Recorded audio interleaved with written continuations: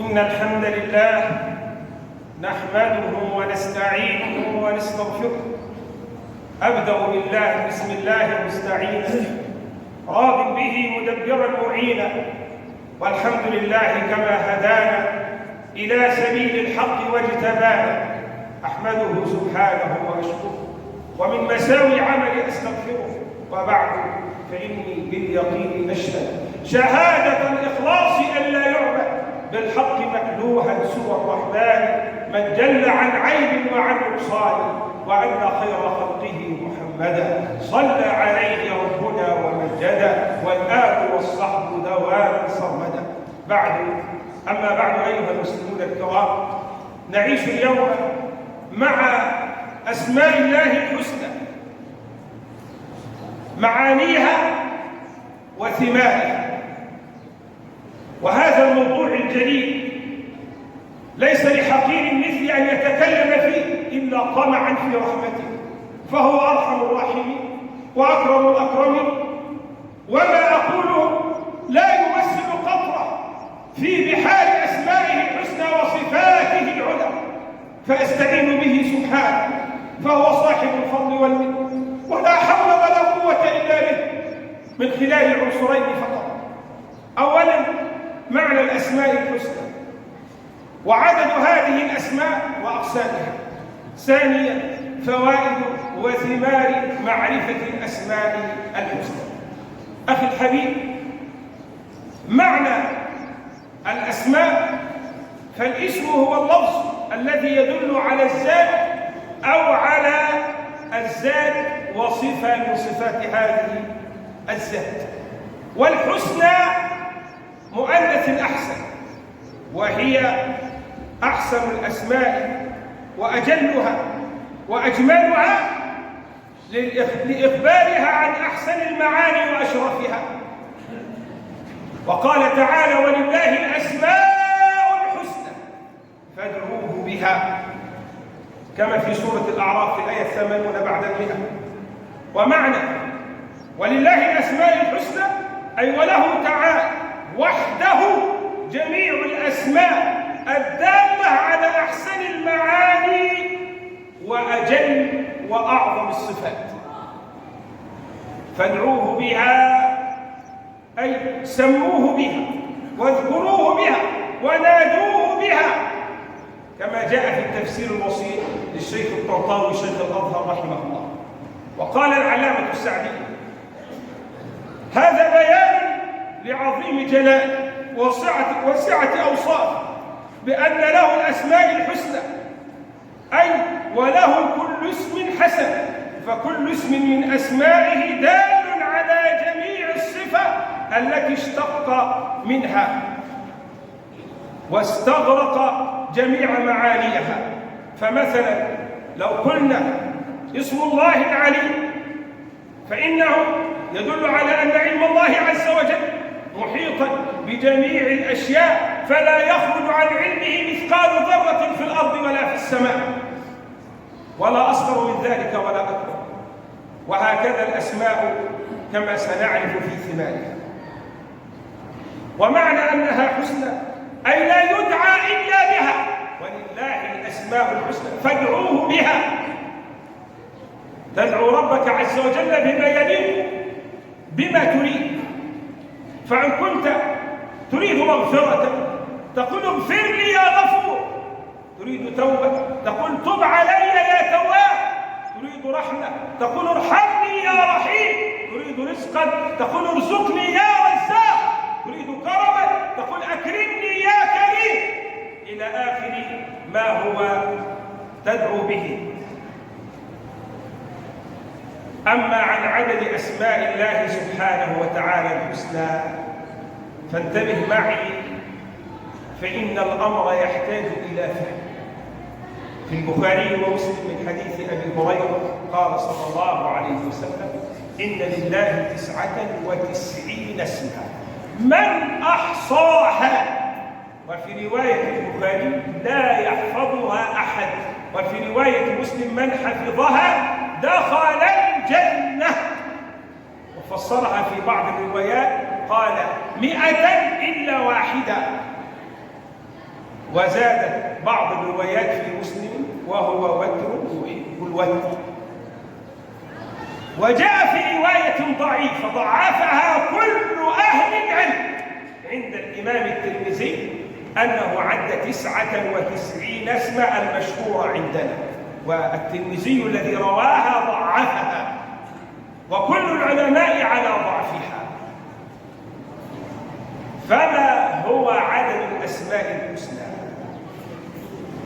اسمع معي إلى حديث جليل عظيم عند الإمام أحمد وعند ابن حبان أن النبي صلى الله عليه وسلم من حديث ابن مسعود قال: ما أصاب عبدا هم ولا حزن فقال: اللهم إني عبد ابن عبدك ابن أمتك ناصيتي بيدك ماض في حكمك عدل في قضاء أسألك بكل اسم هو لك، عد معي، سميت به نفسك أو علمته أحدا من خلقك أو أنزلته في كتابك أو استأثرت به في علم الغيب عندك.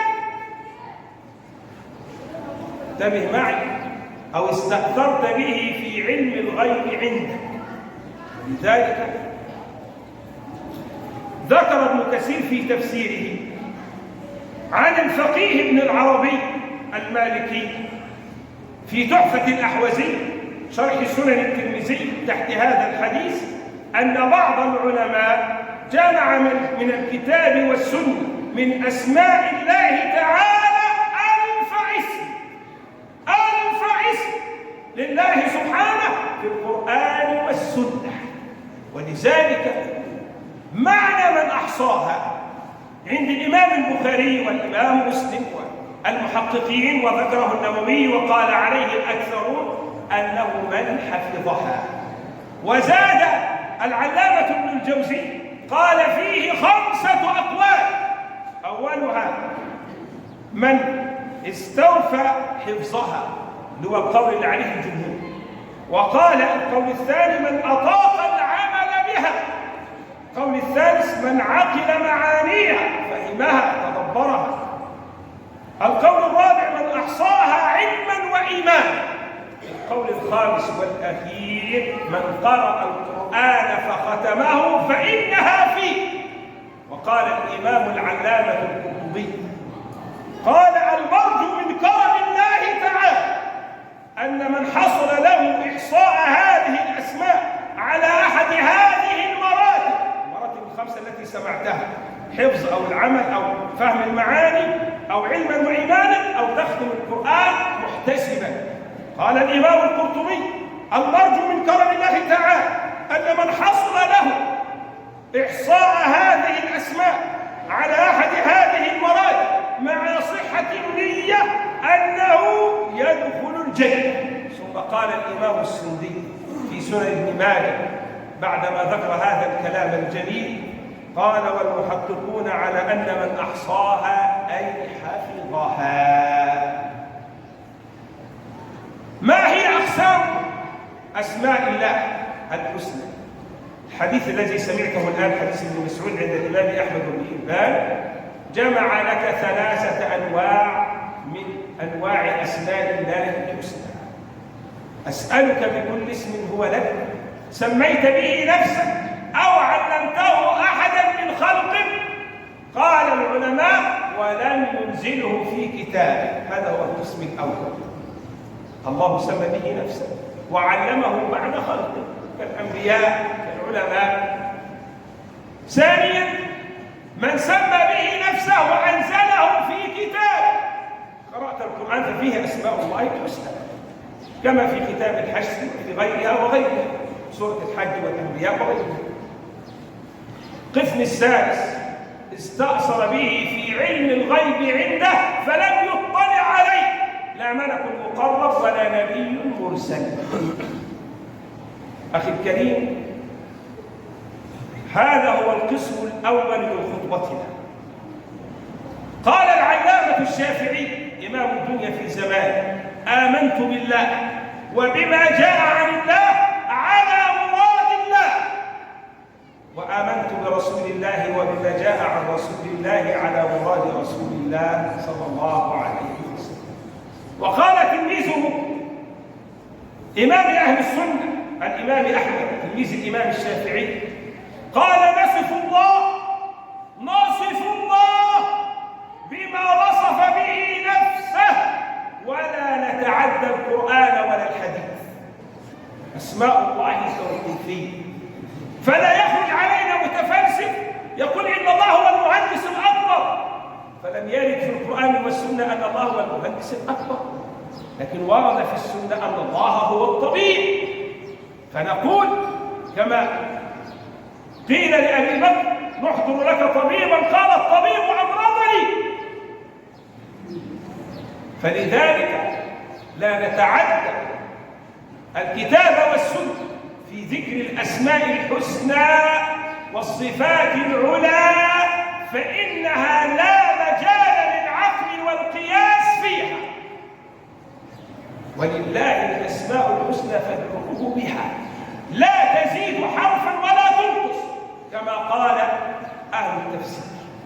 ولذلك أخي الكريم استمع إلى العلامة المالكي أبو القاسم التميمي الأصبهاني،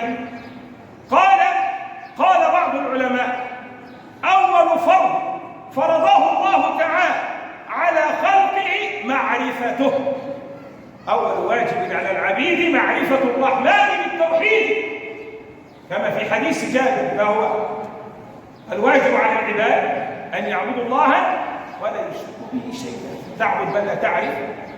قال هنا أول فرض فرضه الله على خلقه معرفته، فإذا عرفه الناس عبدوه. قال تعالى فاعلم أنه لا إله إلا الله في سورة محمد صلى الله عليه وسلم الآية 19. فاعلم. ولذلك الإمام البخاري بوب على هذه الآية باب العلم قبل القول والعمل. تعلم أولا، والله يقول عن نبيه محمد صلى الله عليه وسلم في سورته فاعلم، اعلم يا محمد، أول شيء تعلمه فاعلم أنه لا إله إلا الله، وهو الذي قاله لموسى عليه السلام، قال له إنني أنا الله لا إله إلا أنا فاعبدني وأقم الصلاة لذكري. فأول واجب على العبيد معرفة الرحمن بالتوحيد، إذ هو من كل الأوامر أوجبه. فينبغي على المسلمين أن يعرفوا أسماء الله وتفسيرها، فيعظموا الله حق عظمته. فلو أراد رجل أن يتزوج إلى رجل أو يزوجه أو يعامله لسأل عن كل صغيرة وكبيرة من أمره واسمه وكنيته ونسبه.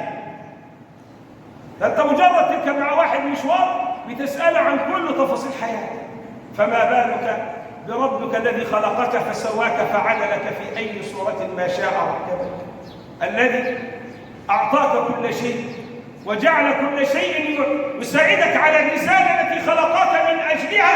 وما خلقت الجن والإنس إلا ليعبدون ما أريد منهم من رزق وما أريد أن يطعمون، كما في سورة الذاريات في الآية 56 وما بعدها. فأولى أن نعرف الله عز وجل الذي خلقنا ورزقنا ونحن نرجو رحمته ونخاف من سخطه، أولى أن نعرف أسماءه ونعرف تفسيرها.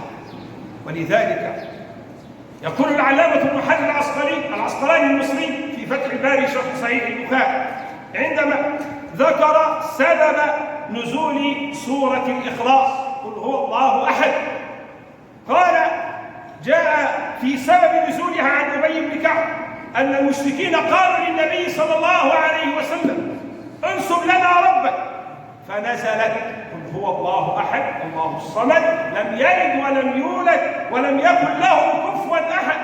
قال ابن حجر أخرجه الترمذي والطبري وفي آخره لم يلد ولم يولد، أي أنه ليس شيء يولد إلا يموت، وليس شيء يموت إلا سيورث، والله عز وجل لم يولد ولم يموت ولا يورث، فهو سبحانه وتعالى أحد صمد. ثم قال: ولم يكن له كفوا أحد، أي ولم يكن له شبيه ولا عدل وليس كمثله شيء. ثم قال العلامة ابن حجر: وقد رواه العلامة الحاكم في مستدركه وقال صحيح، ووافقه الذهبي وصححه ابن خزيمة، وله شاهد آخر عند أبي يعلى والطبري من حديث جابر رضي الله تعالى عن رب العالمين، له الحمد الحسن وله الثناء الجميل، يقول الحق وأهل السبيل. أخي الحبيب، عندما تقف تدعو ربك تبارك وتعالى استحضر أسماء الله الحسنى، فبها السعادة، فبها الاستقامة على الطاعة، فبها المراقبة، فبها الإحسان، فبها حسن الخاتمة، فبها مقيم الجنة، فبها حسن الظن بالله تبارك وتعالى. فإذا بك إذا أردت أن تدعو فإن تبدأ بالثناء عليه سبحانه وتعالى بأسمائه الحسنى وصفاته العلى وأفعاله الجميلة، فتقول كما سأقول الآن: اللهم يا واحد يا أحد يا فرد يا صمد يا حي يا قيوم يا رحمن يا رحيم يا منان يا ذا الجلال والإكرام يا من له الأسماء الحسنى والصفات العلى. ثم تصلي على النبي صلى الله عليه وسلم. صل وسلم على عبدك ورسولك محمد صلى الله عليه وسلم. اللهم اغفر لنا يا غفور، اللهم ارحمنا يا رحيم، اللهم مدنا يا ودود، اللهم أكرمنا يا كريم، اللهم أعزنا يا عزيز، اللهم أغننا يا غني، اللهم علمنا يا عالم، اللهم علمنا من علمك، اللهم علمنا من كتابك، اللهم علمنا من سنة نبيك يا ذا الجلال والإكرام. اغفر لنا يا غفور، اللهم اغفر لنا يا غفور، اللهم تب علينا يا تواب، اللهم تب علينا يا تواب، اللهم تب علينا يا تواب، اللهم أكرمنا يا كريم، اللهم ارحمنا يا رحيم، وارحم آباءنا وأمهاتنا وزوجاتنا وذريتنا، وارحم جميع أمة حبيبك محمد صلى الله عليه وسلم. فك أسيرهم وأطعم جائعهم واكسر عاريهم وأمن خائفهم وانصر مظلومهم، وعليك بمن ظلمهم وبمن أعان على ظلمهم وبمن رضي بظلمهم. اللهم احفظنا واحفظ مصرنا يا حفيظ، اللهم احفظنا واحفظ مصرنا من الفتن ما ظهر منها وما بطن، واجعلها أمنا أمانا سخاء رخاء وسائر بلاد المسلمين. اللهم انصر دينك وجندك وعبادك الصالحين، وتوفنا بكرمك مسلمين. اللهم إنا نسألك رضاك والجنة، ونعوذ بك من سخطك والنار. اللهم صل وسلم وبارك على عبدك ورسولك محمد وعلى آله وصحبه